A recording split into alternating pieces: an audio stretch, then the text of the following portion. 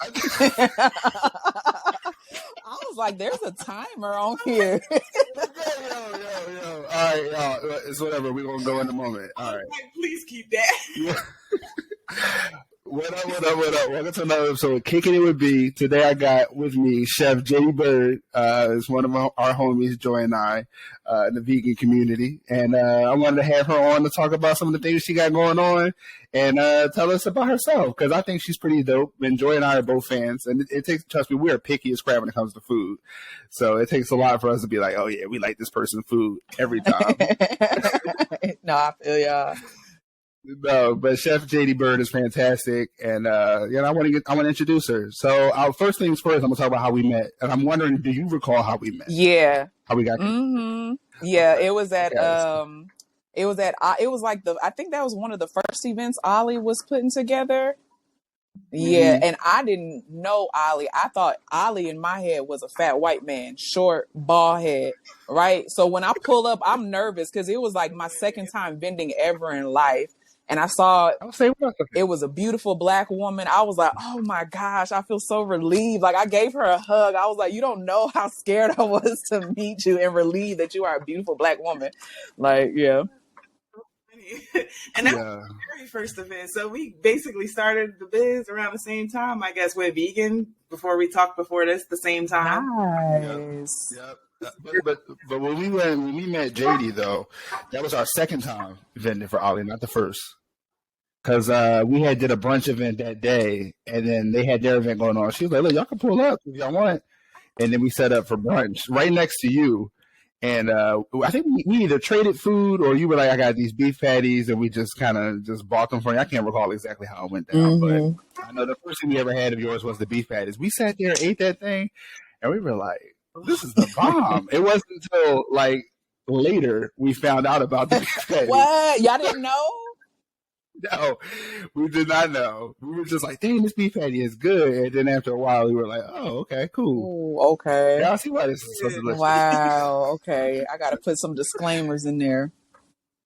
Oh, we know now. Yeah. You know. But at the time, we didn't know. But that's what's up.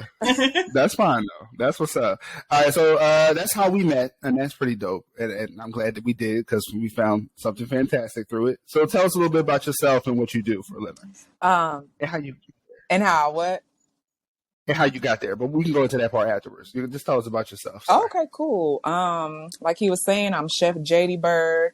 I'm the owner of Eat the Herb. Eat the Herb is a vegan and plant-based cannabis bakery. So we do cakes and pastries and international cuisine, cannabis education. I do have a cookbook that's out. It's a vegan cookbook. It's like a step-by-step guide on how to create your own infusions. And I'm also a cannabis curator. So I host events and I have a lot of fun. I love what I do. You can tell, though. It shows in, like, the food. I wanted to say, can I do a little spotlight on her? Go ahead. I say online jokingly, but you are, like, my favorite vegan chef in the city because I love, like, how creative you are, how innovative you are. You literally make a different menu every week, and it's always something just visually beautiful. It tastes amazing. Like, you're the best. And your cakes, oh my God, that's literally a whole other thing. Like, you're talented.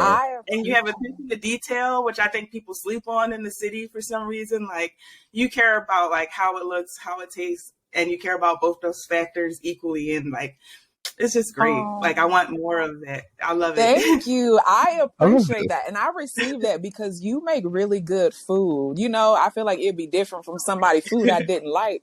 You know what I mean? But you can cook really well. So I appreciate and I receive that compliment. Thank you. I appreciate that a lot. Yeah, we've been very geeking about your food. Like, we follow you on Instagram. I'm like, Troy, look at this. Look at it. You made a Demon Slayer cake, y'all.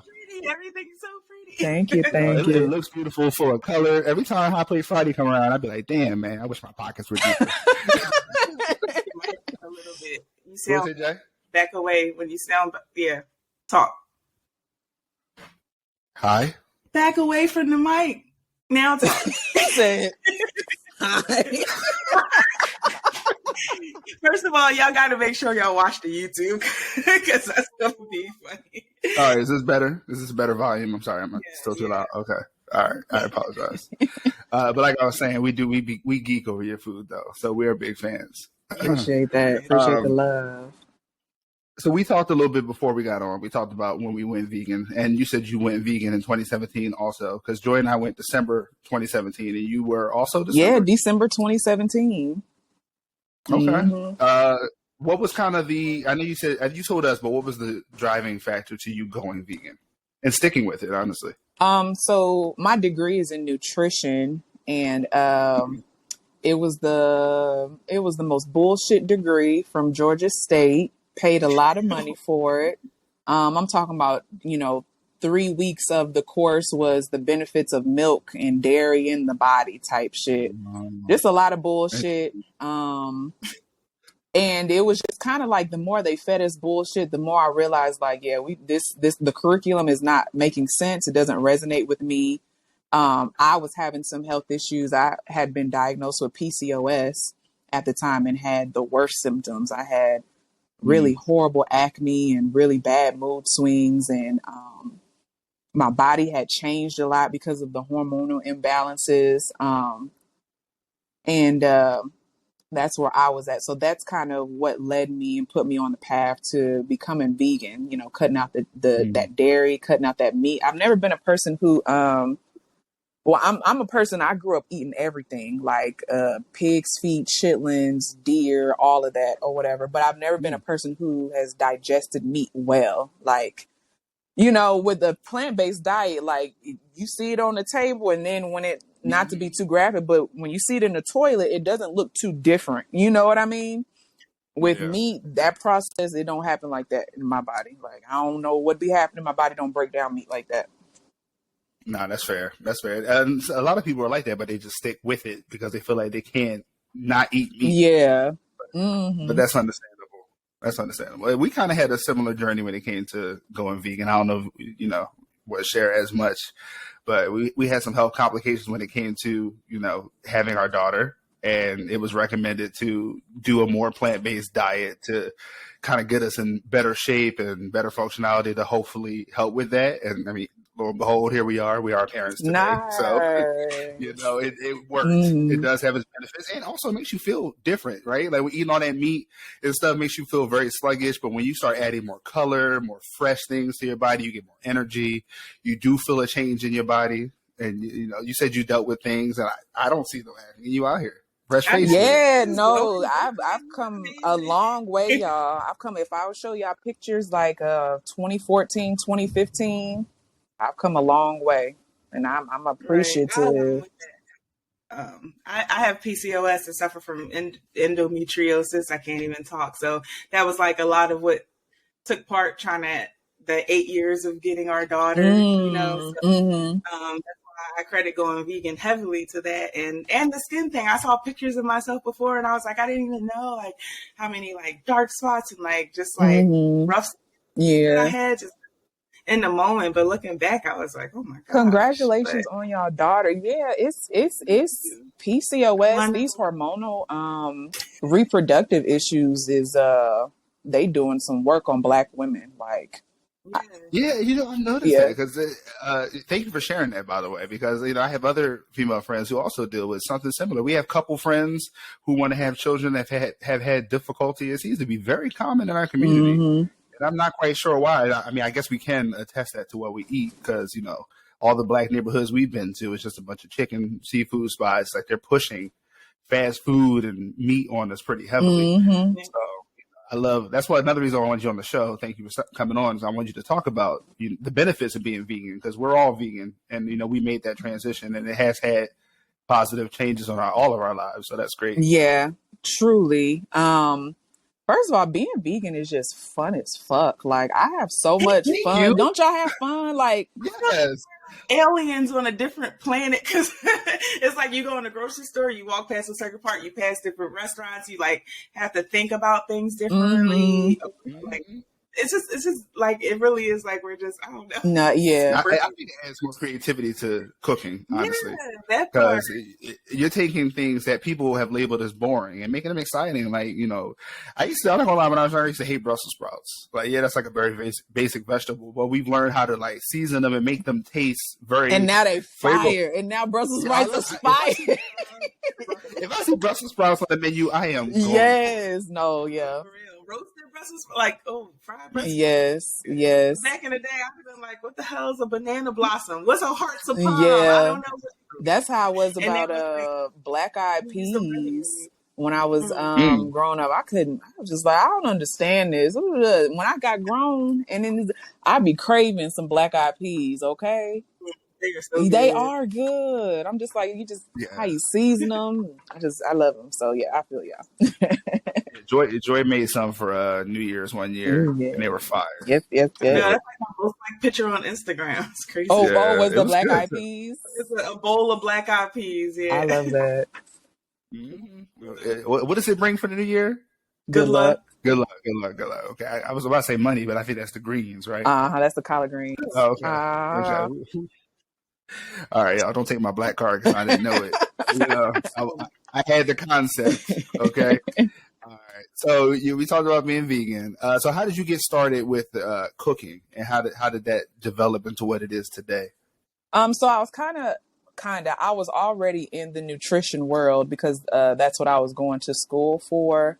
Once I had transitioned fully over to a vegan diet, it just kind of hit me like, wow, I don't have any vegan edibles. At that time, edibles had not evolved. It was like that basic ass brownie that everybody be asking for, and then basic ass Rice Krispie treats or whatever.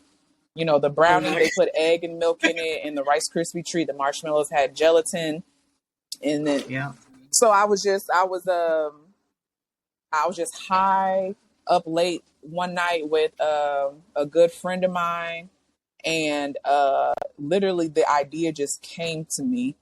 I was like, I'm going to write a cookbook. It's going to be like a vegan edibles cookbook or whatever. And then it literally went from there. I actually wrote the cookbook before I started cooking.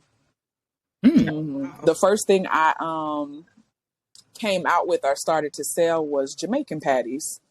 Because it was different. It was savory. And at that time, anybody I talked to had never heard about, a cannabis edible being in the form of a Jamaican patty or anything savory.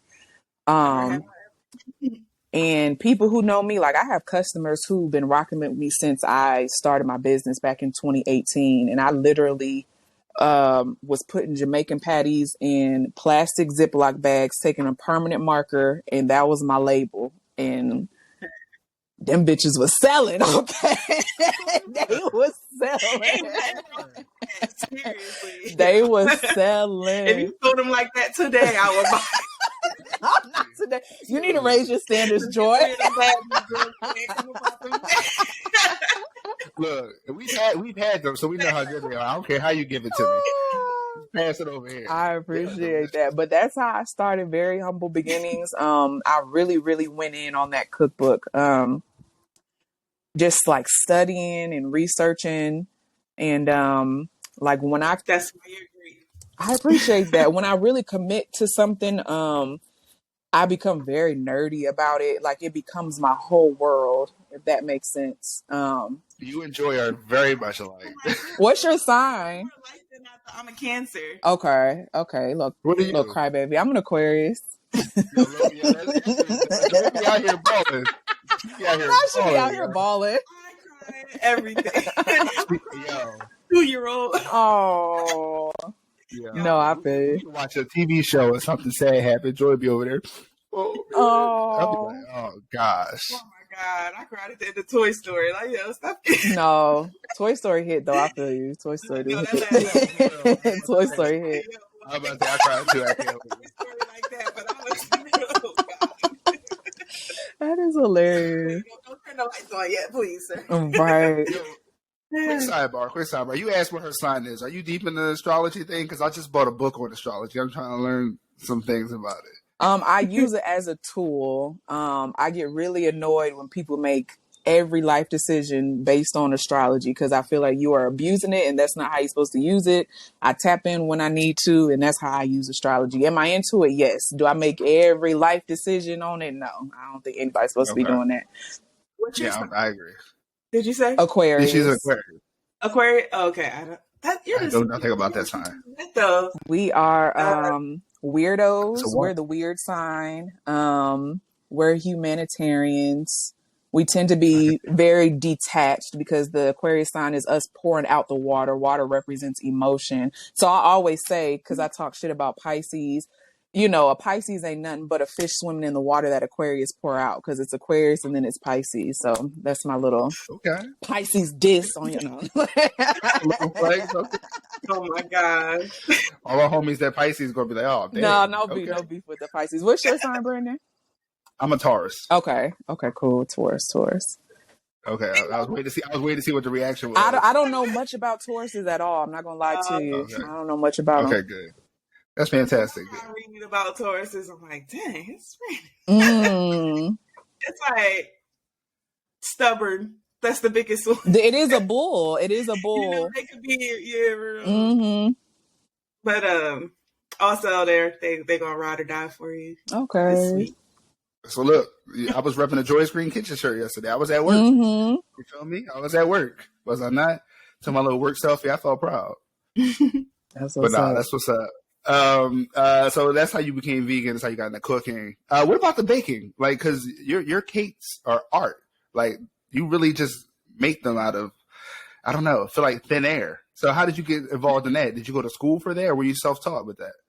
I was self-taught with that. I think it was, it was 2020. I had been doing cakes beforehand, and honestly, I don't know how I was getting away with them ugly ass cakes. People was just buying them. I look back at some of the cakes I made and I'd be like, y'all was really buying these ugly ass cakes. But I've kind of always had like a little soft palate because they serve two functions, right? So even if it's an ugly cake, you still want to get high from it, right? So I wasn't getting too many complaints, but I just really had this desire to not lean on that and be really like excellent with what I do. So 2020, I have a cousin in New Orleans, and she's fantastic with cake. She's brilliant.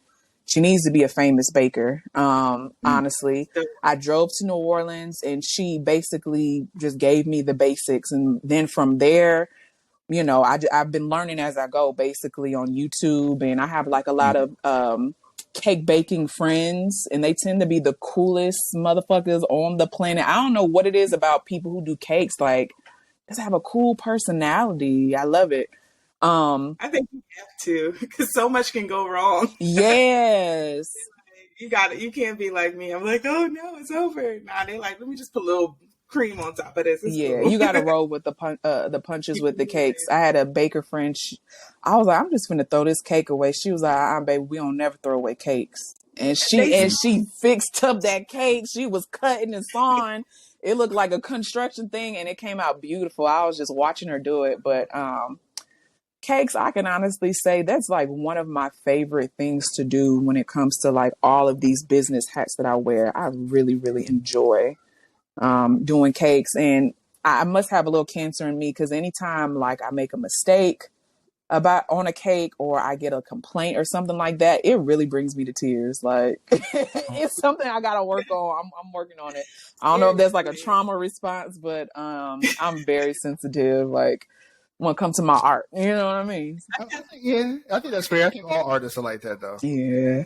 You know, I mean, because it's your baby, it's your project, you're working on it. It's from you. You're creating with your own hands. Joy be that way. If something don't go right, she'll go into panic mode. You know, if someone we could have 30 customers, and one of them says something they don't like it, she'll take that to heart. And I've been like, Jay, come on, it's still great. 29 other people like that. Yeah, but when you're artist, it happens. It do be like that. Yeah. Yes. And that's what's up. I mean, I feel like I've seen we have seen your growth because I didn't think your cakes were ugly back then. Oh, I can send you some pictures. I'm gonna text you where I'm from, and I'm gonna send you some ugly ass cakes, and you gonna think different.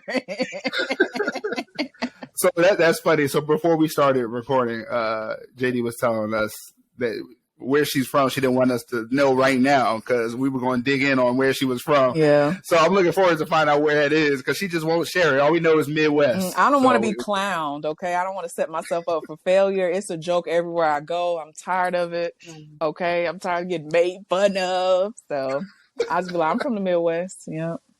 Oh, that's fair. I mean, she accent or anything that's like pulling apart. It's just so we're notorious for not having accents. That's what people say. Like, y'all don't have an accent. Yeah, you don't. It's just very I don't know. Like, I feel like we probably could say like, John or something is going to and people will know y'all from up north. But like other than that, I don't know like what we say. I don't either. And people tell me all the time I have an accent. I'm like, I do? I feel like I'm just talking like me. I'm like, Philly? It's okay. Yeah, I can hear how y'all talk. The only thing that gives it away when I talk to people is when I say pop, talking about soda. I don't know, because we went to school in Pittsburgh and they say pop. And they were saying pop. But that's also the western part of PA, almost to Ohio and stuff, and that's where they say it too. So I don't know. And Ohio is considered the Midwest. Some people consider Ohio the Midwest. Yeah. Oh, okay. So yeah, that makes sense because Pittsburgh's right there. Yeah. What do you call a shopping cart? A basket. Really? Mm-hmm. Even if it's not just a basket, like a push one, that's a basket too? Yeah, or just a shopping cart. What y'all call it? A buggy? No, we call it shopping cart, but we know people from the Midwest that say buggy. Oh, but even I've heard buggy. Still Pennsylvania, they would call it a buggy and they would say pop, and we're like, we're in the same state, and they talk like they were from the country or something. It was weird. It's very weird. Have y'all been watching? Y'all from PA? Y'all been watching that show Abbott Elementary? Oh yeah. Yes, we have. I love that show.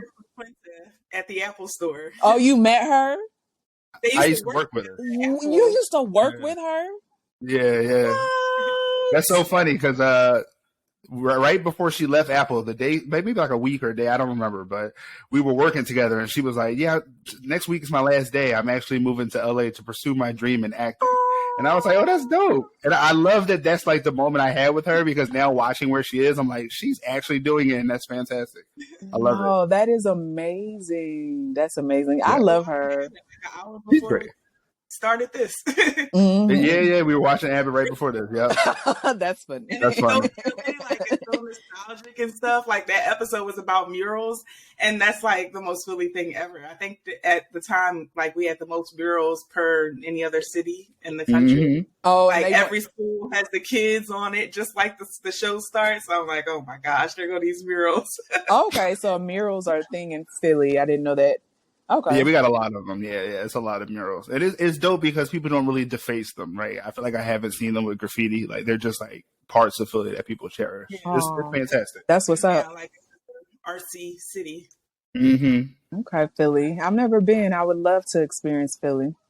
Oh yes, please do. Now as a vegan, I don't know. It's been kind of hit or miss. Vegan scene not popping.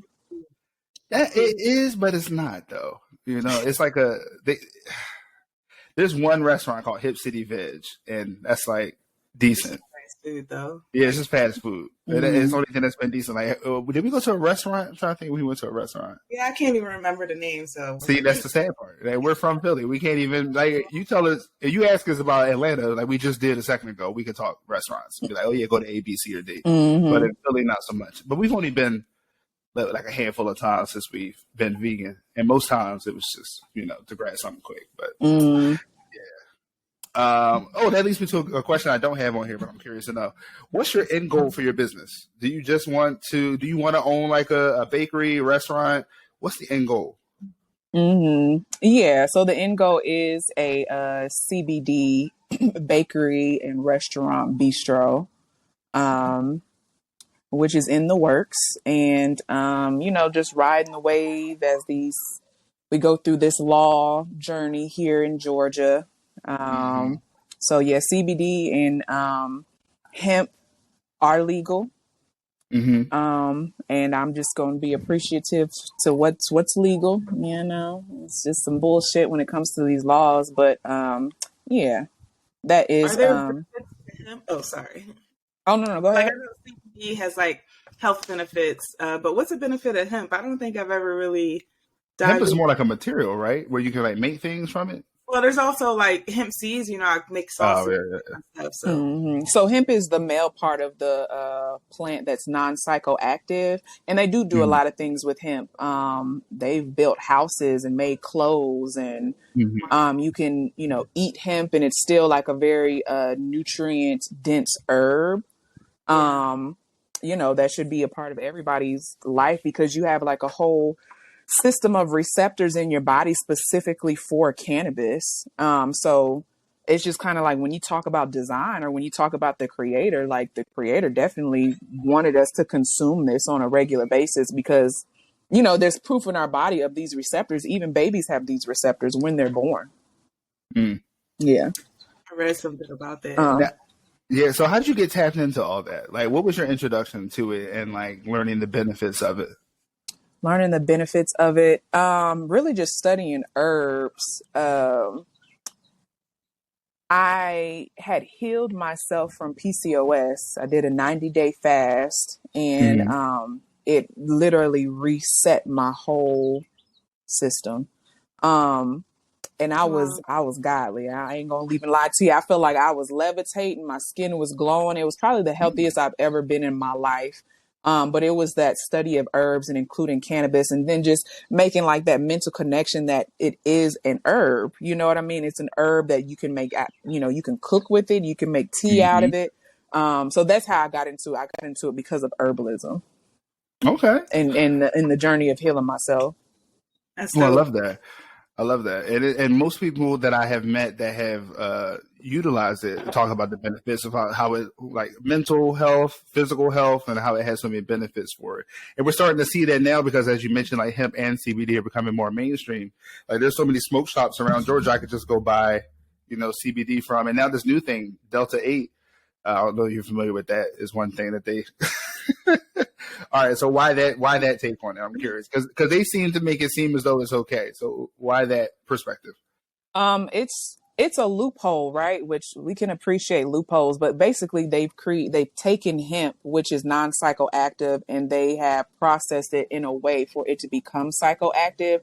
It's that process. That process is very unnatural. It's not anything that would happen in nature.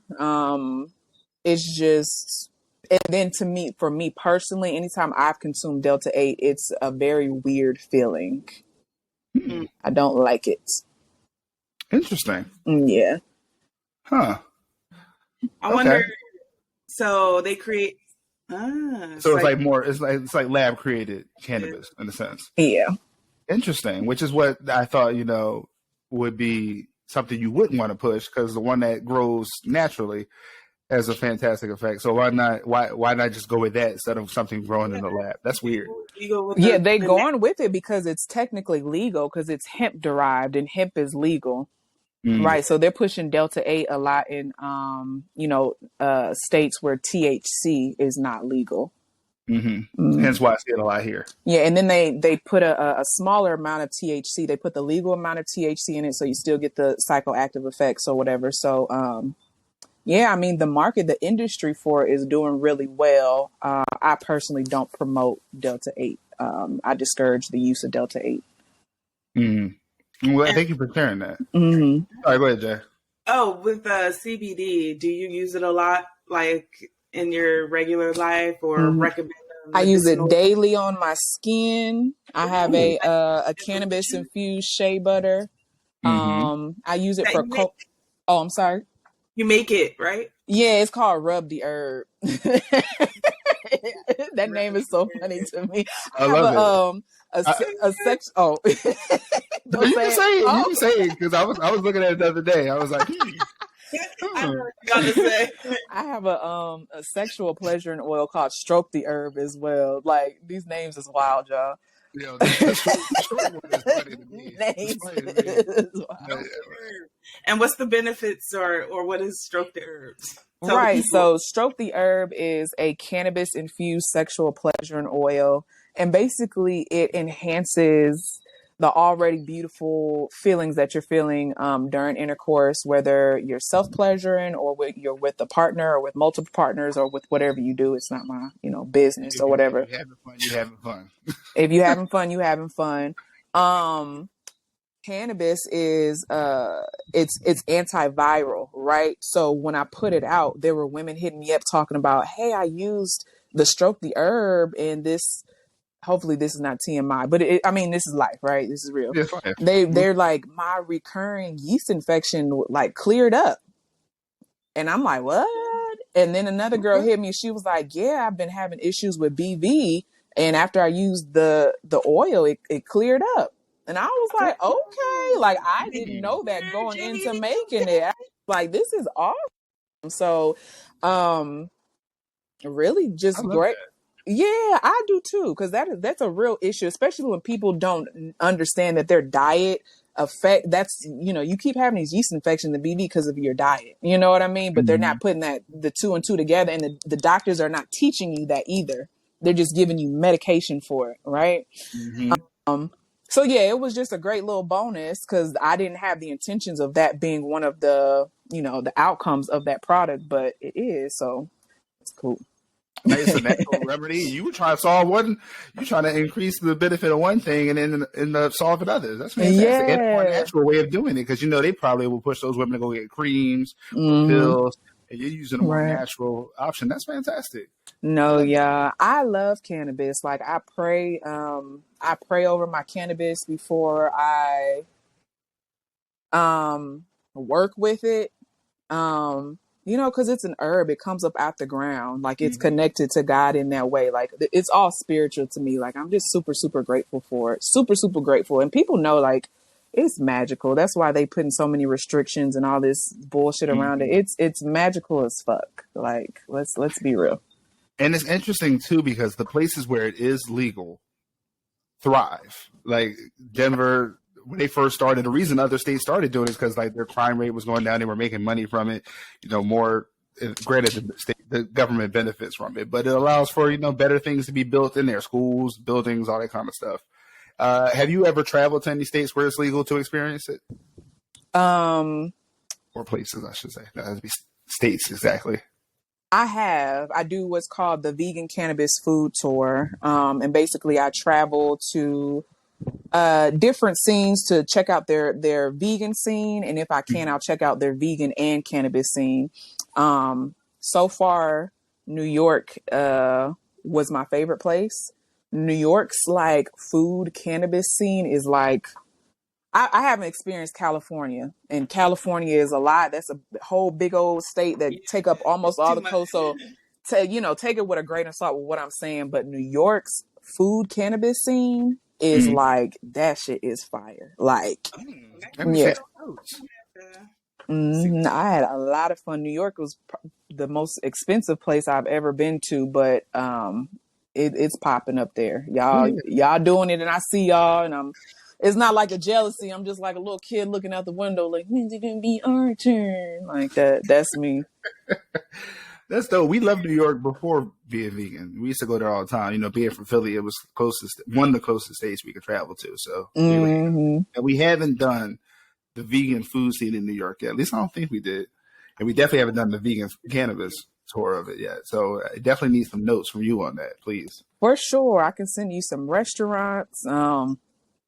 They had upscale restaurants, just regular walk-in vegan restaurants. They had like bodega style vegan. Cool. It was cool. Like I had a lot of fun. Man, we should get a chef tour thingy and get some people together. That sounds so fun. That does sound fun. Yeah, that sounds fun as hell. Checking out all this stuff. And we were sorry, go ahead. I won't cut you off. Oh no, I was just saying I will travel for food. That's my thing. Oh yeah, that's what we do. Denver. Yeah. It has a wonderful cannabis scene.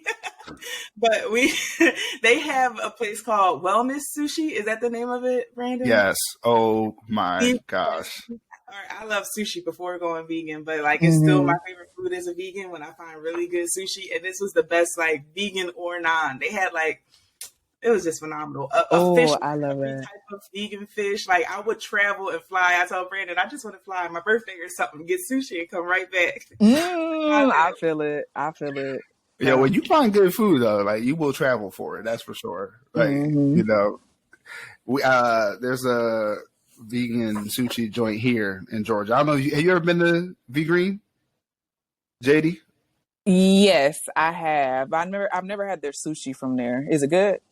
They have they have some good sushi there. Okay. We travel for all their food, honestly, because it's pretty good. But the fact that's like the closest thing we can get for sushi. But if it comes down to it, that Wellness sushi is the best one we ever had. And that drive up to Duluth for us is like 50 minutes, and we make that trip. 50 strong minutes. Okay. Yes, indeed. And I'm just happy. I don't know the name of it. Once you get going out there, what's that highway? I don't know. 85. Ugh. It's the worst highway. Yeah. Crowded. It's too crowded.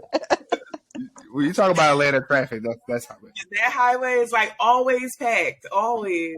That's why they got that Peach Pass thing, so you can, pay to ride the what should be the HOV lane, but it's their express lane.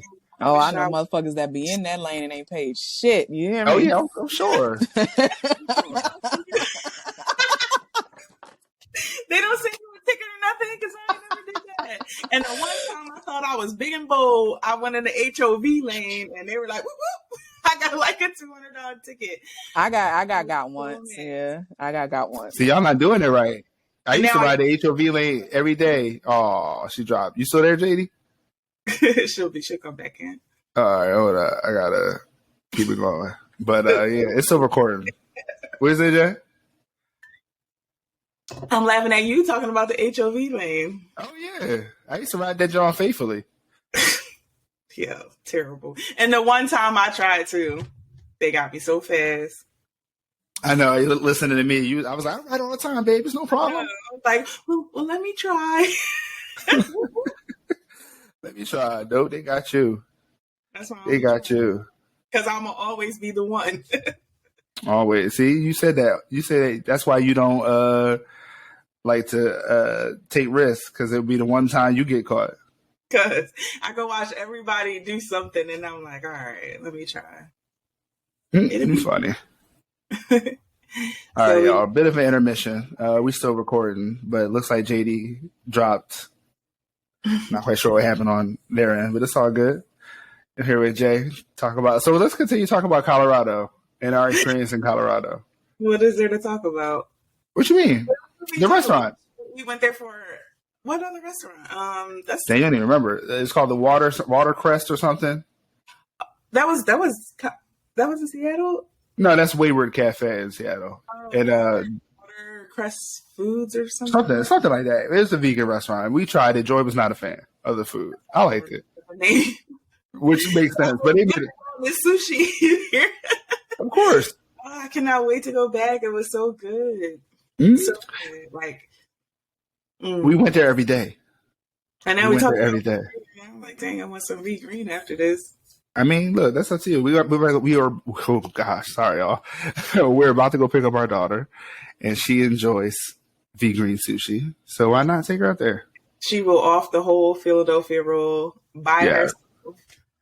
It's hilarious because I'd be like, "Love, you gonna eat this whole sushi roll?" She'd be like, "Yep."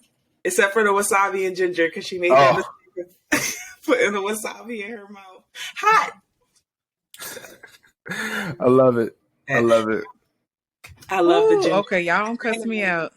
No, we haven't cussed you out, girl. Cool. It'd be like that. Conversation. It'd be like that. It's all good. Were y'all able to pause? I didn't pause. We just kept recording. Oh, okay, cool. Okay, cool. Rolling with the punches. I appreciate it. Sushi. We were talking about sushi. I got her craving some sushi. So you gonna make sushi for us, Jadie? Because you make some bomb sushi. Yeah, I make sushi. It's the blackest sushi. Okay, I fry up them oyster mushrooms. I season every layer of. I was like, this is a black. It's the equivalent of like fried chicken sushi. Hold up. Roll it up in mashed potato. That's a fire. That's low-key. fire. No. The little yams, some candy yams. Okay, that sounds good because I do like a good sweet potato roll now. Sample it when you make it. No, that sounds fire. That sounds fire. So that's funny. She could do it. She could. So that leads me to one of my questions now. How do you come up with some of your flavor combinations? Because some of your desserts, you made what you made? You made like a cheesecake brownie one time. It was something. You made so much good stuff. She had a banana pudding cinnamon roll. That's one. And then recently she made a pink P word cinnamon roll that looked fire. Yeah, pink kitty cat cinnamon roll for Valentine's Day. Also, fun fact: I tried to book Jadie for Joy and I's anniversary. I thought I was slick. I was hitting her up like, "Yo, I want to book you for this," and she was like, "Oh, I got something that day."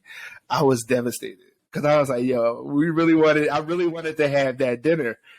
But she was like, I want to be a part of it. How can I help in other ways? And I was like, can you make me some chocolate covered strawberries?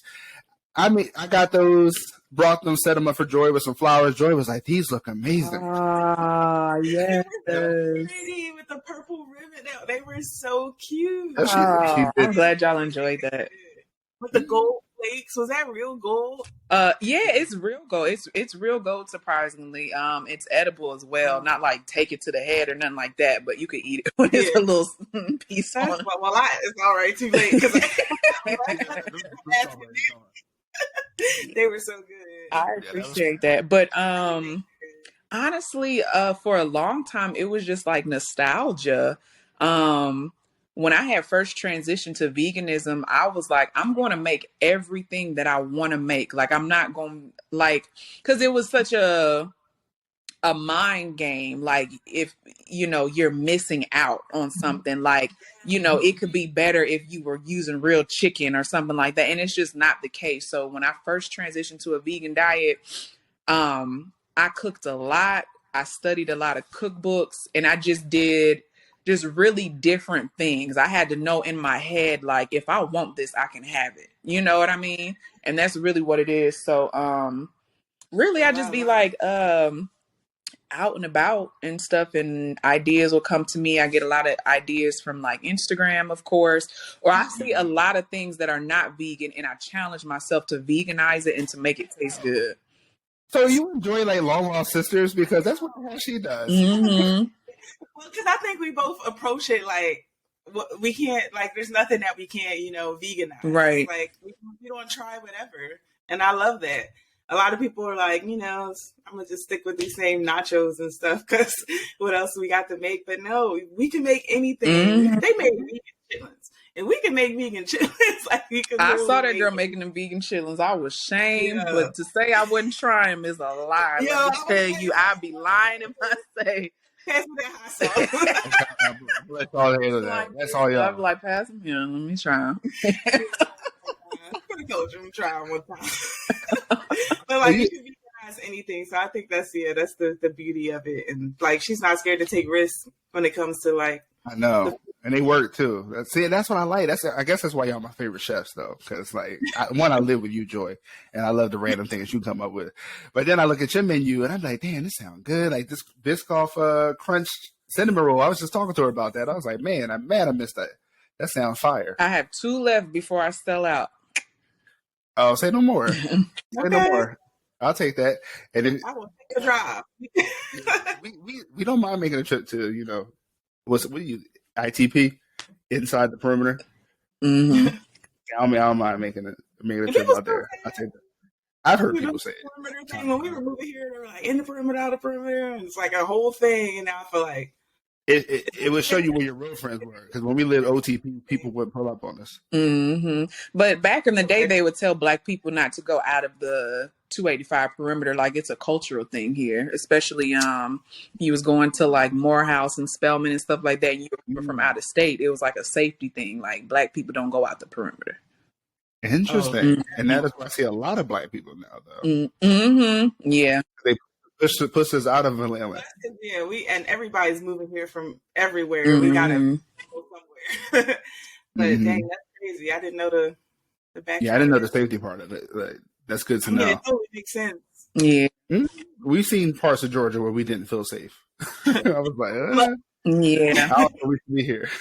There's too many parts of Georgia like that, and it's sad because Georgia is a very beautiful state. Like it's Oh, it really gorgeous. is. That's one of the things we love about being here. Like so many parks, so many Mhm. places you can go to just be in nature.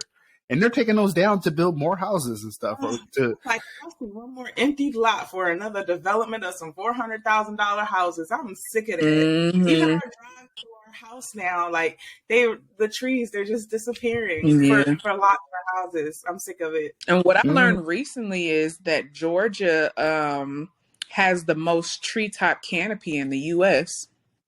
really? Mm-hmm. We're the number one when it comes to the pollen count in the U.S.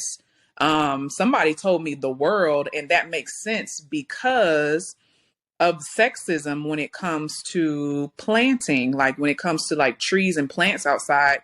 You know, in our society in the US, they mostly just plant male plants. We don't have like fruit bearing trees. And so the bees pollinate the male plants. And so that's why there's so much fucking pollen because, you know, there's only male plants. They don't allow fruit trees like that. It's illegal in some places to even grow fruit trees because they want you to buy the fruit from the store. Oh, Yes. wow. Crazy. It's crazy. Wow. I didn't know that. We just bought my mother-in-law an apple tree. Oh, So that is beautiful. I love that. Yeah. Yeah, I want her to hurry up and plant it though, so we get some fruit. Yeah. But, you know, and She really was gardening, and I took it on, and then she started getting stuff, and now I gave her some, like, you know, you cut a carrot, cut some green onions or whatever. I'm like, here's the scraps, and she's like growing green onions, all kinds of stuff. I love that. So, I love that. I gotta take care of my garden. I look at it every day like, it's a whole day's work. So what do you grow? Last year I had zucchini, I had like yellow squash, sweet potatoes, tomatoes, eggplant. green plant out there that I don't know. I don't think it's really going to take, but it's looking kind of funny. What else did we have? Yeah, tomatoes. I had eggplant, and purple peppers. Basil. And peppers. You had basil. You grew basil and purple basil. Yeah. Ooh, so right cute. now my sage and my purple basil is coming back, but I think everything else was like those are the only dormant ones or whatever. So the other ones I actually had to dig up, and they're all in pots, but I got to dump it and redo it. It's going to take like 3 days. So Nice. Putting it all. We want to do a family project. Yeah, because our daughter likes to garden too. She'd be back there with her. So it's fun. We were just FaceTiming before the show. She's outside with my mom in the yard. So it's cute. I love that. I love that. Black people just be growing. I know that's right. I know. I love that for us. I love that she's like growing up to learn that. She's growing up vegan. She's just growing up with all the natural, earthy, more holistic things. Mm-hmm. Yeah. You know, that's one thing I wanted to ask you. Like, how did you get into? I feel like you're, you know, more than me. You seem like a very spiritual person, like more holistic outlook on the world. Like, how did you get that way? Is that accurate? Do you feel like you're like that? I feel like I've always just kind of naturally been a very spiritual person. I was a devout Christian from about 2010 to 2014. And when I say devout, I wasn't having sex. I wasn't smoking weed. I was like one of those like inviting people to Bible study at the mall, sitting down having Bible study. I was one of them. And I evolved spiritually and had to release like a lot of fears from just fears that I had from like a Christian upbringing, and understand it in a different way. And then once I surrendered and didn't allow myself to be fearful, I just I opened myself up to a lot of like just different things that I naturally resonate with. Like I'm a nudist. I don't talk about it on my business page too much at all, but my personal Instagram is off the chain. And it's not like a sexual nudism. It's like body positivity and community and stuff like that. But even that was just like a self-acceptance journey. You know what I mean? Like it's that song, I just want to be free. Like that's me. Like I live by that. I love that because you also had to be that like you have to be comfortable in yourself to like something like that. And I don't know, it's a very mental thing. And That's something I've always wanted to do. yeah, because Like, you got to love you. yeah, like you got to be comfortable to be able to like a nudist and like be out there in front of other people. You have to be like, this is my skin, this is what I live in, and I love it. You know, you're showing it off because you love it. So that's cool. 'Cause I know there's a couple states here. When we went out of the country, like we went to a beach and women just had their tops off, and it was like, you know, it is what it is. You know, I'm Yeah, be comfortable in the sun. Yeah. And here, I know that's frowned upon, but there are like nude beaches and like areas. I think there's one here in Georgia. Matter of fact, not a beach, but like a community for nudists. Yeah. I don't know if you. No, I haven't been to that one. I don't know much about it. From what I understand, it's like more on like the sexual nudist side. And I'm not knocking it. That's just not my thing at all. I don't do the orgy type. I don't know what they do. I'm not saying that that's what they do, but I'm not into that at all. But I was gonna say something and I lost my train of thought. But yeah. That's where I'm at. So do you feel like you fuse, like if you're still consider yourself Christian? Like I consider myself a Christian, but I also feel like I tell this Brandon a lot lately. Like, I feel like something's happening with me. Like I'm becoming more like a spiritual person. He's like, you are, you know, you're changing. Even when it comes to like manifesting, like I wake up and go look out the window. It's gonna be a good ass day, you know. Especially on the times when I'm like really nervous and freaking out. It's like I gotta pump myself out.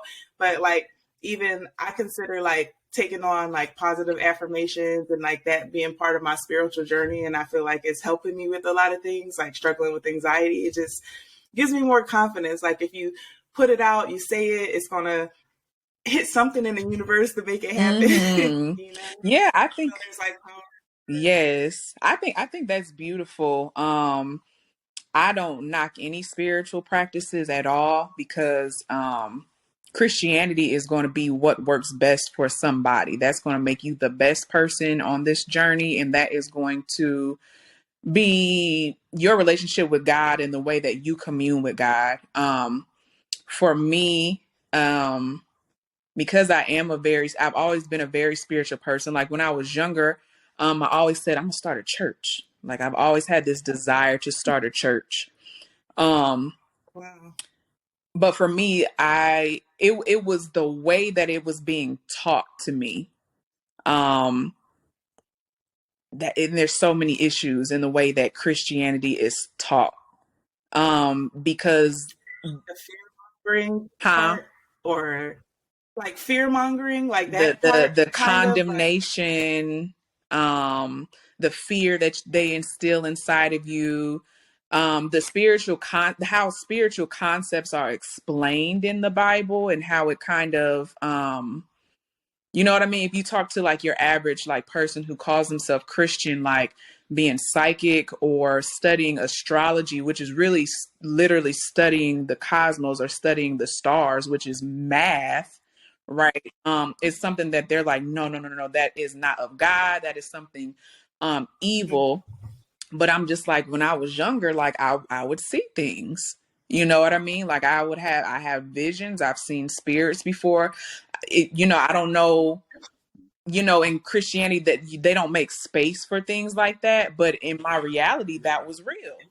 So I'm just like, am I evil? Am I innately evil because, I have this gift or I have these abilities type of thing. So, this is me, how I personally feel about that. The Bible is an amazing book. The Old Testament is it's explaining a way of life for a group of people, right? That's what the Old Testament is. And then the New Testament is Christ consciousness. Christ consciousness is extremely powerful. You know what I mean? Jesus is, he is one of the gods that I have reverence for, but I do believe that there are other deities and things like that. Like Christ consciousness is a very beautiful when it is not abused and, not taught in a way to control you. You know what I mean? Like when you take all of that away, like Christianity in itself is a very beautiful practice. That's how I feel about it. I would just say for you, Joy, do the things that you want to do and don't leave God out. And just, Right. and just check on how you feel. You know what I mean? Like, does it feel good to you, or does it feel evil? Does it feel like something that's evil to you? Like, and if it doesn't, most likely it's not. Honestly, I used to do like yoga in my backyard, and I just had this desire. I was like, the sun needs to see my body. Like, I need sunlight. So I started doing nude yoga in my backyard. Didn't know it was a thing. I didn't know nothing about it, right? And then I learned, like, this is a whole ancient African practice, and nude yoga is a thing. And I'm just like, I'm following what was innately like an innate desire. Like, nobody told me to do that. You know what I mean? Mm. Yeah, the ancestors. Exactly. And when it comes to sunlight and nudism, women in the US, we have the highest rates of breast cancer around the world, and it's because we just don't get enough sunlight in these areas of ours that need sunlight. You know what I mean? Mm-hmm. We're always covered. It's illegal to be naked. It's illegal to be naked. You know what I mean? It's kind of crazy if you think about it. It's illegal to be naked in public. And I've like, when you think about like seeing the videos, I've never been to Africa, but the women would be free from the top up, and they're just, dancing, so joyous, living their lives. And I'm like, that really is tapping into our history and our, ancestry. Like it's part of us. It really is. Yeah. I don't consider myself like a nudist or anything like that, but like before I had a kid, I used to walk around the house. I was about to say, she walked around the house naked. Brandon's like, I remember that. Oh, the good days. Just kidding. Yeah, I'm just kidding. I have always wanted to go to like a new beach though. Just I don't know, something like liberating. Yeah, go to Miami. Go to the one, I think it's called Hallover Beach. Is it? Wait, hold on. What'd you say, Jay? Sorry, just two J. It said Jay by Jay. What did you say? Oh no, I don't remember, Lord. Okay, anyway. What was the name of the beach, It's JD? Hallover Beach. Okay. I thought, I heard that one. Okay, yes. That's in Florida. That's not too far from us. So that's cool. You said it's in Miami? I would think that area, I'll have to ask, because I've been with y'all know Sunny. I've been with Sunny twice. So, and it was just so amazing. The water, even being in water with no clothes on, like it just feels different. Like it just, it be setting my soul free, y'all. Yeah. And there's like body types of people, all that kind of stuff. Like, is it like a non-judgy? I would love to say that it's a non-judgmental, but even me, like, in my, because I'm looking, right? Because I'm looking. That's gonna be my next question. I was like, is it like a respectful thing where you just like, all right, eye contact type thing, or is it people I've like experienced weirdos and kind of like perverted men at that beach before, but get on, like, mind your business, like they wouldn't bother me too much. But I've also I've traveled, so I've been to Costa Rica and I've been to Brazil for nudist yoga retreats, and then in Brazil in particular, we are in Bahia. We were staying with a tribe of people. And that was one of the most beautiful nude experiences for me. Like, even the children were nude. It wasn't sexualized. It's not perverted. It's literally, you are living like in a natural state. Like, they're growing the food. They have outdoor kitchens. It was just natural. Wow. It was beautiful. It was beautiful. That sounds like a wonderful experience. It was. Yeah. Miami is a little ratchet though. In Brazil? In comparison. Yeah, but I keep hearing about Miami. We just gonna have to go. Yeah, I got a homie from Miami. He talks about it, but he also the club scene, and I don't know if that's really my scene. Like, so when you were there, when you went there, did you go for the club scene, or did you just go to just be with in Miami? Oh no, I don't do clubs. Yeah, Miami. That's not my scene. I'll do a lounge.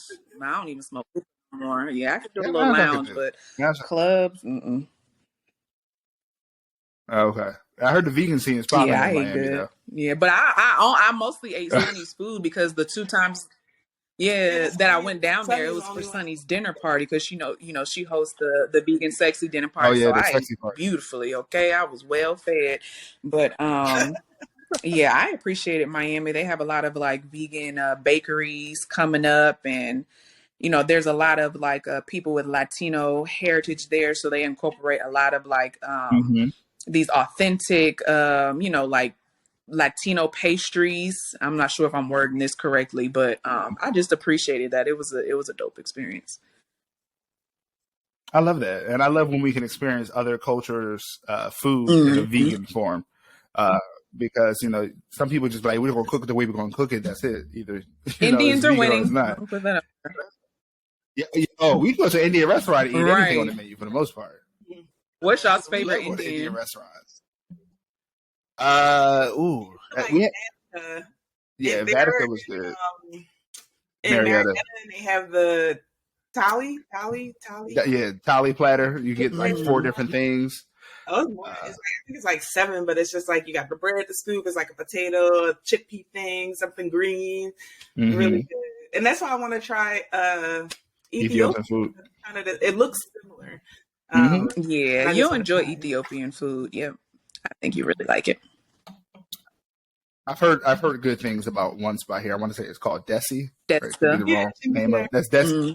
That's the. I apologize, but yeah, Vatico is one we went to. We haven't found a really good one yet here. The where one we're at now.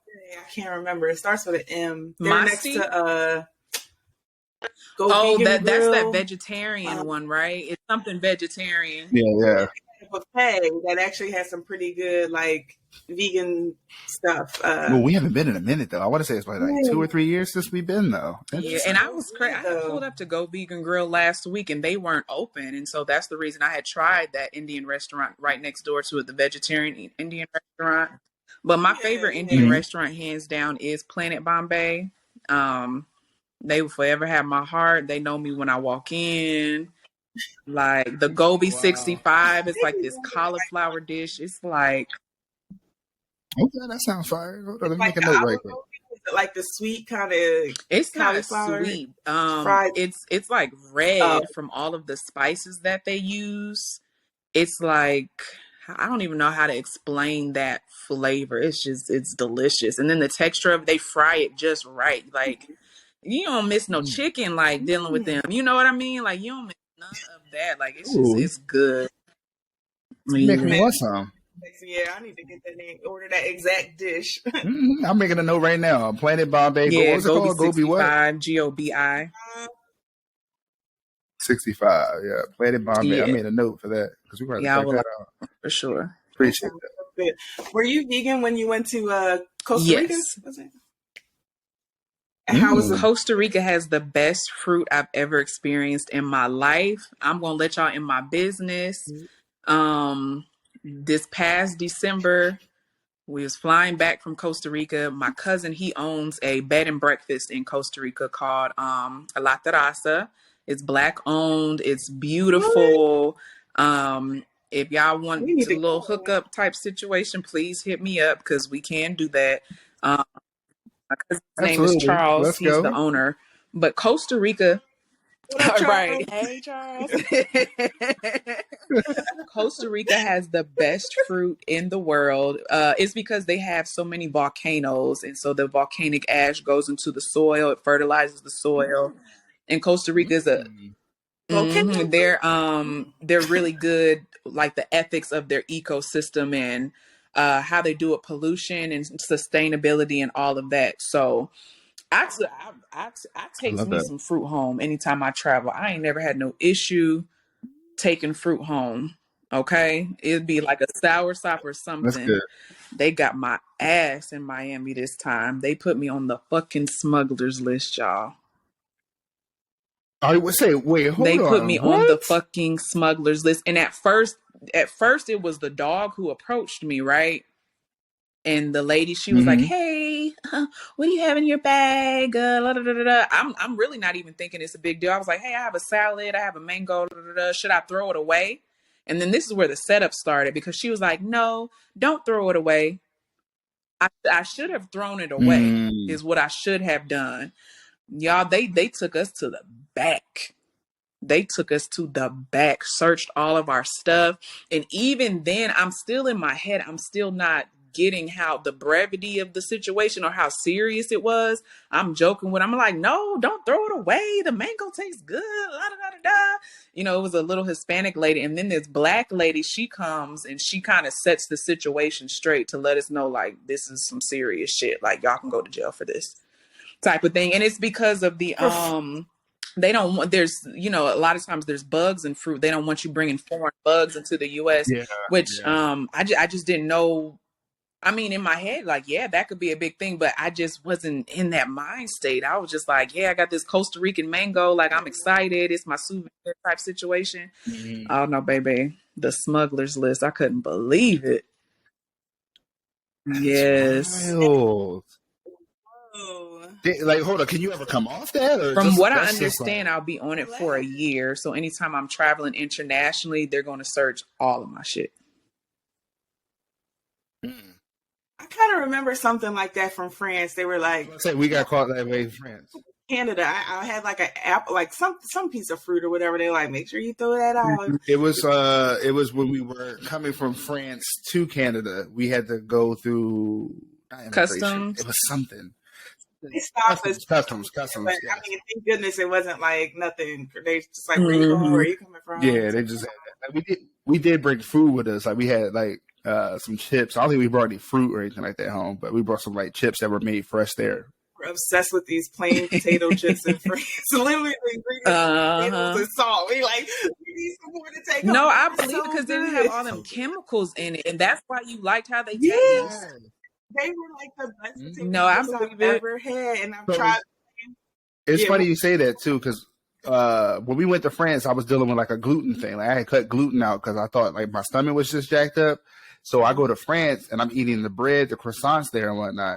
Everything. And my stomach was fine. Come to find out that, you know, we bleach it here or do something different here in America that made it messed up. I was sitting here eating freshly baked bread every day for the most part. They have no issues. When I came here, and then y'all, what's crazy? Even the food here is racist as fuck. Why are y'all bleaching black things white? Sugar in its natural form is very dark. But y'all done took some dark, really good for you type sugar with all of these nutrients in them, right? Because that's what molasses is and all of that. And you didn't bleach it and you made white sugar, right? And then vanilla. Vanilla is the black. Vanilla is black as fuck. And y'all sitting here trying to teach us that vanilla is white and vanilla is black. That's crazy to me. And y'all, I had no idea. I feel like I'm just, I'm on a rant, but back in the day, it was illegal for black people to buy vanilla ice cream in the US. You were allowed to buy vanilla ice cream on July 3rd in preparation for the 4th of July. But because of, you know, vanilla is white, they wanted it for white people. Y'all, we had to get butter pecan. That was an actual law. That was an actual law. That silence was, I'm speechless. Right. What the? Yeah. Crazy. Yo, that's deep. Is that why I like butter pecan ice cream? Because the article was titled, "Why do black people like butter pecan so much?" And it's because it was our only option. Oh, yo, it's crazy. That's crazy. Yo, Joy used to get on me. She's like, "Why you like butter pecan so much?" Shit, I don't know. Right. That's all you know. Exactly. Yeah. Yeah, that's wild. Thank you for the education. Yeah, you dropping gems. It's crazy. It's crazy. The psychology behind certain things and just the truth be stranger than fiction, y'all. Yeah. So like, she done put us on a lot of things. She put us on the nudist thing about it being illegal and, like, you know, the freeing part of that. She putting us on this with the food. Oh, and you also scared me with traveling. Oh yeah, don't travel with. Don't be like me. Don't travel with fruit. It's not worth it. Because I'm not gonna lie, that scared me. I do a lot of risky things, but scary. that shook me. Like I woke up the next day when I was home and I had a panic attack. I was like, "Ooh, that shit was like real." Like they took us to the back. Like we could have gone to jail for that. Yeah, that's wild. And especially wild when you think about the fact that your freedom was like minutes away, like minutes from being taken away. Yeah, that's crazy. Over some fruit. That's the wildest part. But I can kind of understand though, because we know of well, I mean, it wasn't quite like that, but I'm just saying, like, it is real. You know what I mean? I will give him that. Like, diseases and that will spread. So I understand why they have it set up like that. I just didn't know it was that deep. I didn't know that one mango was going to be the reason I'm on the list. Have you ever heard of a lanternfly? What is it? So it's like this black and red like bug that doesn't have like a predator apparently. Well, it came from like a supply chain in Pennsylvania or Philly, and now because they don't have a natural predator, they like are swarming, and there had to be. It's not just Philly, some other states too, but they had to like put out a statement from the agriculture department, like if you see this bug, kill it, because if it spreads, it could destroy like plant life and trees and stuff like that. Like take it over the city. I think they got a better handle on it. Like yeah, they do, because when we went to Philly, we haven't seen the lanternflies. I think we saw like one, and we were like, wow, just like it was a epidemic. Epidemic. So did y'all grow up with these bugs? Like y'all was seeing? Oh, it was. So it's new. No. Okay. It's new. Yeah. On Facebook, our friends and family posted pictures, and like everybody from back home, lanternfly. We were like, "What is going on with these lanternflies?" And we had no clue.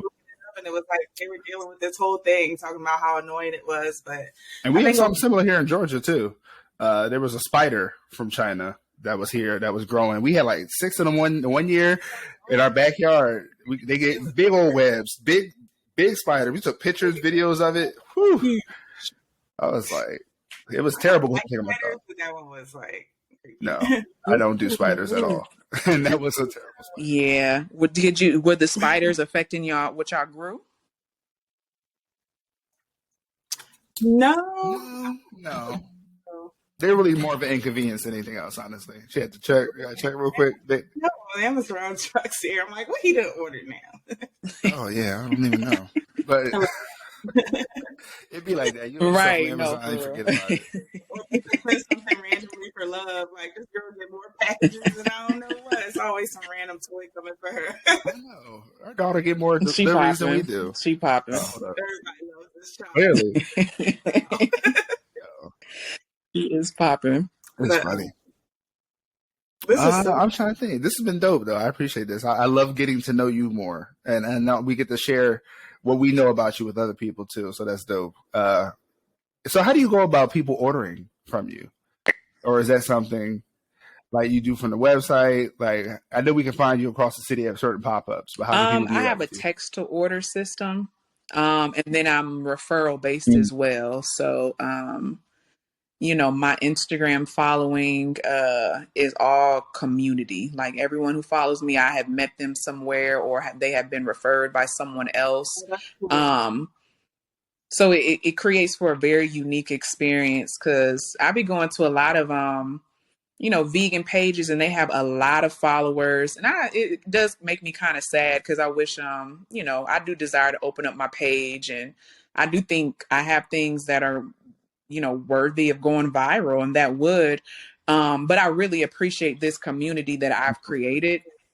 And, I don't have people in my comments like talking crazy because I be looking at some of these vegan pages that are open. You got all these followers and y'all got folks in the comments like turned up. And I was just like, people would never under my shit. Like, no, baby, no. Yeah. That's beautiful, though. You literally, like you say, have your own community of people that you've met and they support you, and you don't got all that fillers. It'd be a lot of fillers, but yeah, I appreciate it. But it makes me sad too because I guess because I already follow you, I didn't realize that your page was private. So like a lot of people don't know. I realized. I tried to send it. She made this bacon behind cake. And I tried to send it to my homie, and John said it was private. I was like, dang. No, but you make regular food and regular cakes, and they're just beautiful, and no one knows like about that either. I I do recall it being referral based. I did send my homie to you. He wanted some cheesecake rolls or something. You had made something he had tried. He was like, "Oh, this is fire," and I think you ended up getting something Appreciate that. But, I had y'all's Oreo cheesecake. I'm making an Oreo cheesecake tomorrow, matter of fact. But that Oreo cheesecake y'all made was top tier. I want to say it was the best vegan Oreo or best vegan cheesecake I've had. Hey, I ain't gonna hold you. It was fire. I did eat like 4 slices. And I'm learning as I go. See, I was raised on the ghetto cheesecake where you take the cream cheese and the powdered sugar and and you set it. I didn't know like it was cheesecake outside of that. Like you bake cheesecake in like a water. I didn't know nothing about that. It was government cheese, okay, and them little and the ghetto ass cheesecake that we made with toppings on it or whatever. So, yeah. Right. Learning as I go. That's hilarious. I haven't baked a vegan cheesecake. I feel like I don't know. Oh, you don't bake yours? No, that was really good. It was really good. Yeah, it was. Hey. There's a lot of steps to it. But yeah, okay, that makes sense. I mean, it's a lot of steps to everything when you're vegan. You know what I mean? Yeah, but don't. It's a lot different. Like, different. Well, you got to take extra things to make something happen. Mix this and this to make an egg. But it really ain't like.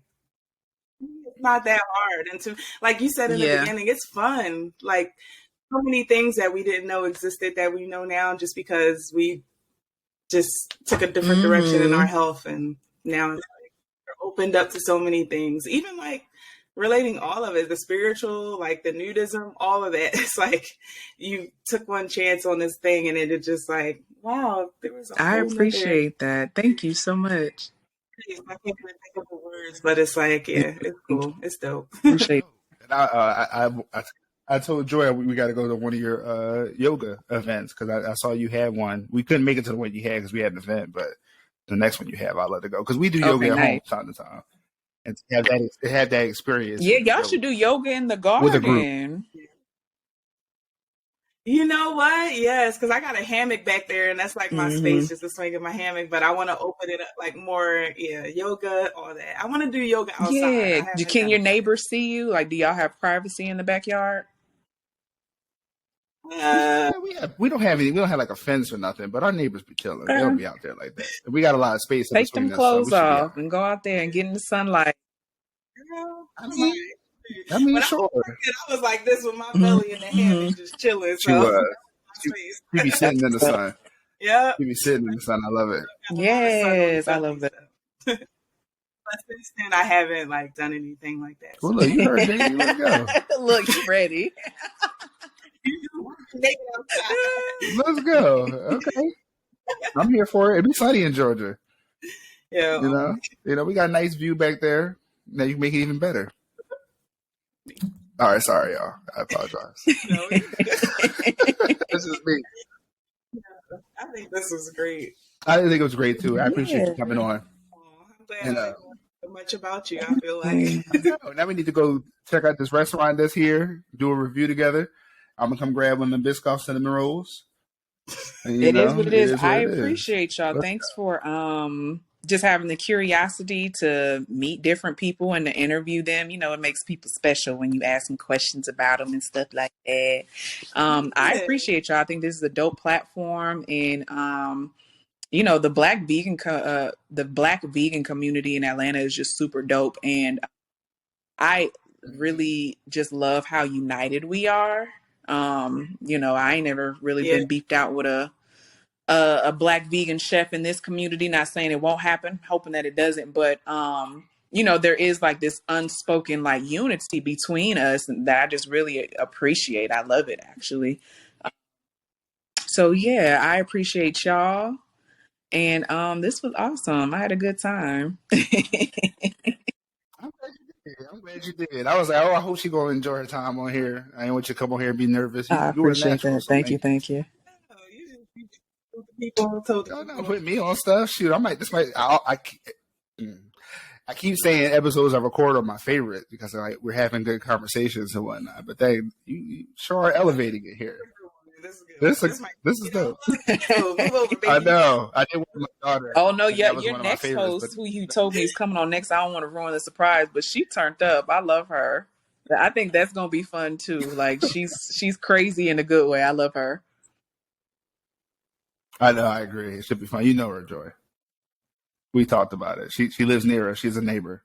She's hilarious.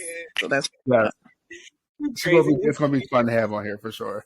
All right, y'all. We're gonna wrap this up. It's been a pleasure. We had Chef Jadie Byrd on here today to talk about her experiences of being vegan and being a vegan chef and baker.